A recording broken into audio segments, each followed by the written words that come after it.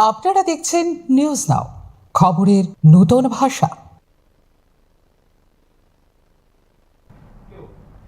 नमस्ते, आप सभी देख रहे हैं न्यूज नाउ में आज का समाचार। सीआईटीयू समेत 10 ट्रेड यूनियंस ने 12 फरवरी को देश भर में आम हड़ताल का आह्वान किया है। इसमें एमजी नरेगा स्कीम को फिर से शुरू करने और 4 लेबर कोड को रद्द करने की मांग की गई है।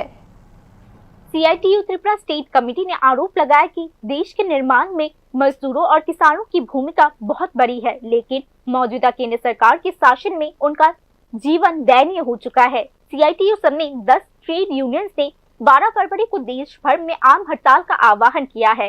इसमें एमजी नरेगा स्कीम को फिर से शुरू करने, 4 लेबर कोड्स को रद्द करने की मांग की गई है। बुधवार को अगरतला में एक प्रेस कॉन्फ्रेंस में सीआईटीयू लीडरशिप ने केंद्र सरकार के खिलाफ कड़ा रुख अपनाते हुए आरोप लगाया कि मौजूदा नीतियों की वजह से मजदूरों के अधिकारों का लगातार हनन हो रहा है। संगठन ने आरोप लगाया कि सरकार ने मेहनतकश लोगों के हितों को नजरअंदाज करते हुए कॉर्पोरेट को फायदा पहुंचाने के लिए सोच समझ कर नए लेबर लॉस बनाए हैं। শ্রমজীবী মানুষ, কৃষিজীবী মানুষ তাদের জীবনকে বিপন্ন আরো বেশি করবার জন্য কেন্দ্রীয় সরকার গত কয়েক মাস ধরে মারাত্মক তৎপরতায় তারা নিয়োজিত আছে। আমরা লক্ষ্য করছি যে 2019 সালে একটি শ্রম কোড করা হয়েছিল মজুরি সংক্রান্ত, এবং 2020 সালে আরো 3টি শ্রম কোড পাশ করানো হয়েছিল। এগুলো আইনে রূপান্তরিত হয়। 29টি শ্রম আইনকে নিয়ে একসাথে 4টি শ্রম কোড করা হয়। আমরা দেখছি এই শ্রম কোড যদি 1 এপ্রিল থেকে তারা ঘোষণা করেছে কার্যকর করবে, তাহলে পর ভারতবর্ষের শ্রমজীবী মানুষ যারা শতাধিক বছরের উপর লড়াই করে অধিকার আদায় করেছিলেন, শাসকদের কাছ থেকে দাবিগুলো সেখানে ছিনিয়ে আনতে পেরেছিলেন, অনেক আইন প্রণয়ন করতে বাধ্য করেছিলেন শাসকদের, সেই জায়গায় আবার তারা শ্রমদাসে রূপান্তরিত হবে। किसान आंदोलन के दबाव में केंद्र सरकार ने 29 लेबर कानून को खत्म कर दिया है और उनकी जगह 4 लेबर कोड्स लाए हैं जो मजदूरों के हितों के बिल्कुल खिलाफ है।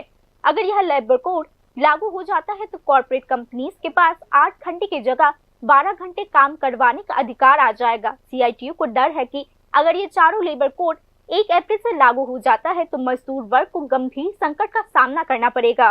देश के लगभग 90% लोग, जिनमें किसान, बेरोजगार और असंगठित क्षेत्र के मजदूर शामिल हैं, इस लेबर कोड के दायरे से बाहर रहेंगे। नतीजतन यह कानून देश के मेहनतकश लोगों के मौलिक अधिकारों को और कमजोर करेगा, ऐसा वामपंथी मजदूर संगठन का मानना है।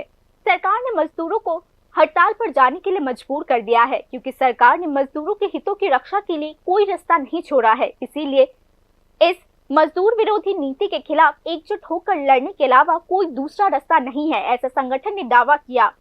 ধর্মঘট আমরা ডেকেছি, ইতিমধ্যে সার্কুলার দিয়ে দিয়েছেন, বাজার টাজারে গিয়ে বিভিন্ন কথাবার্তা বলছেন। আমরা মানুষের কাছে আবেদন রাখবো, সেই দিন বাজারে যাবেন না। জোর করে দোকানপাট খুলে রাখার জন্য এখন থেকে হুমকি দিচ্ছেন, ভয়ভীতি দেখাচ্ছেন। এগুলি তারা তাদের মতো করে করবেন, এটি শাসক দলের অভ্যাস। এরা গণতন্ত্র মানে না। মানুষের উপরে ছেড়ে দিন, আপনারা আপনাদের কথা বলুন, আমরা আমাদের কথা বলছি। মানুষ ঠিক করবে কোনটা করবে না করবে, ধর্মটা অংশ নেবে না নেবে সেটা মানুষের অধিকার। সেখানে গিয়ে দেখা যাচ্ছে যে এগুলো করার চেষ্টা করছেন এবং পরিস্থিতিটাকে অস্বাভাবিক করার চেষ্টা করছেন।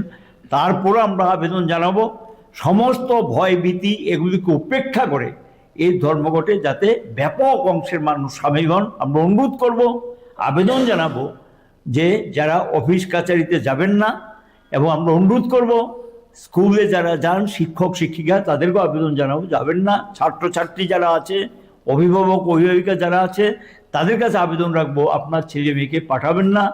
যানবাহন চালকদের কাছে আবেদন জানাবো, গাড়ি মালিকরা বলবে হয়তো বা যেতে হবে, বিএমএস স্ট্যান্ডগুলোতে তো একটা রাজত্ব কায়েম করেছে, যেতে হবে, সেখানে তাদেরকে বলবো আপনারা সেই দিন গাড়ি চালানো থেকে বিরত। आज की प्रेस कॉन्फ्रेंस में मजदूरों, किसानों, सरकारी और प्राइवेट सेक्टर के कर्मचारियों समेत सभी वर्गों के लोगों से आम हड़ताल में शामिल होने की अपील की गई है। इस हड़ताल के जरिए केंद्र सरकार के मजदूर विरोधी फैसलों के खिलाफ पूरे देश में एक मजबूत विरोध संदेश देना मुमकिन होगा, ऐसा आज सीआईटीयू ने दावा किया।